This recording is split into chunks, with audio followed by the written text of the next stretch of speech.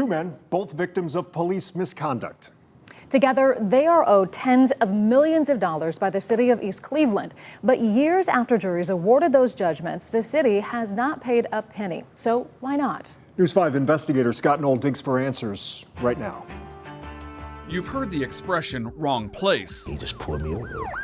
wrong time. I said, what you pulling me over? For Arnold Black, that place was here on Strathmore Avenue in East Cleveland. He punched me like, That time, April 28th, 2012. the first hit me, it was like, whew, I saw it like stars. Black says he was driving home after dinner with his mother. Suddenly, a police officer pulls him over. His truck, mistaken for a drug dealer, said a detective. But the nightmare was just beginning. I'm like this, you know, bam, bam, bam, bam. I mean, you can't, what can I do? I can't do nothing. It was so fast, hit me so fast, I passed out. Beaten by that detective, he says, tossed into a patrol car, taken to the East Cleveland police station. And then I just remember them dragging me in the jail through the back way and put me in a closet. You said in a closet? Literally a closet. Not a cell? No, not a cell at all. They never put me in a cell. Black says he spent nearly 4 days in that storage closet. He says his mind became his worst enemy. Do you remember what's going through your head? Yeah, like, they about to kill me. I thought I was... Finally, Black says police took him to the Justice Center, where he was hit with drug charges. Those were later dismissed. But he says the damage from that arrest forever changed his life. See, I got 2 pinholes and the scars like that. He says the beating by the detective left him with a brain injury that required surgery. The other scars, like paranoia and fear, invisible, but just as real. You know, I ain't do nothing. I got beat up and I almost lost my life, and you know, I'd had brain surgery and I ain't did nothing. I'm scared. I don't trust nobody. And that made me not trust nothing. In 2019, a Cuyahoga County jury ordered East Cleveland to pay Black $20 million in damages. Attempts by the city to appeal the verdict all the way up to the U.S. Supreme Court failed. How much money have you seen from East Cleveland sitting here today? 0. Not a dime. Nothing. Not a copper coin. Not a penny. I'm really angry. Attorney Bobby DiCello represents Black, as well as Charles Hunt. Hunt sued East Cleveland after another police officer slammed into his car at 70 miles an hour, seriously injuring Hunt and a passenger back in 2008. To date, DiCello says East Cleveland has not paid a penny of the $12 million the city owes Hunt in judgment and interest in that case either. The only people that don't pay their judgments, from what I've learned, are con men, criminals, rabble-rousers, people who tear at the fabric of society. The Ohio Supreme Court ordered the city to pay both judgments, so why isn't it happening?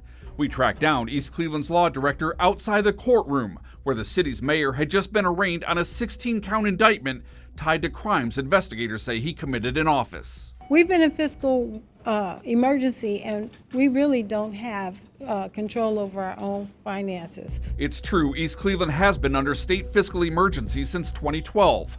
But a spokesman says the Oversight Commission offers advice to city leaders, but cannot dictate how the city pays judgments or balances its budget. He says that's up to the city's elected officials. Patricia Blahoviak is an East Cleveland City Councilwoman. It's not in question that that our police force has seriously damaged people. The city owes them. It's why, she says, council budgeted more than $6.4 million this year to start paying off the judgments. But records obtained by News 5 investigators show Mayor Brandon King vetoed that money, instead proposing $320,000, not even enough to cover the interest piling up on the Black and Hunt cases. So who advised the mayor to cut the funding? The law director says not her. So you haven't told the mayor's office or told council that you don't believe they're going to have to pay this money?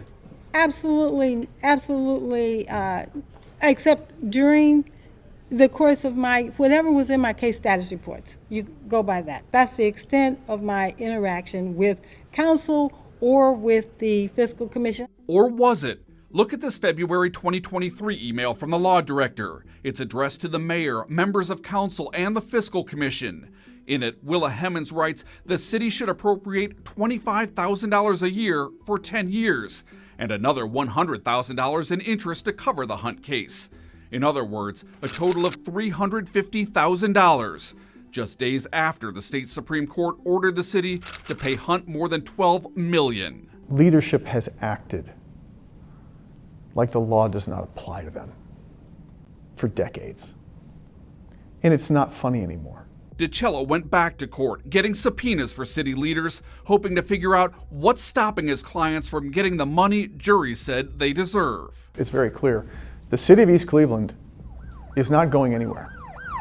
And as long as it exists, it has a burden to pay the debt. In the meantime, it's people like Black caught in the middle, wondering, will he ever see a dime of justice? I think they wish I die. Then it's gone.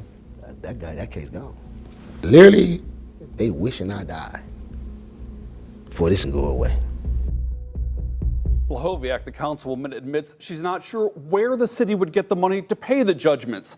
When East Cleveland was first placed under fiscal emergency, its budget shortfall was just under $6 million. The state says that deficit is expected to grow to a projected $30 million by 2028, and that does not include the $32 million owed to Arnold Black and Charles Hunt, an amount that only keeps growing as interest on those judgments keeps piling up. Now, we tried emailing and calling Mayor Brandon King for his response. It's been more than a week, still nothing from the mayor.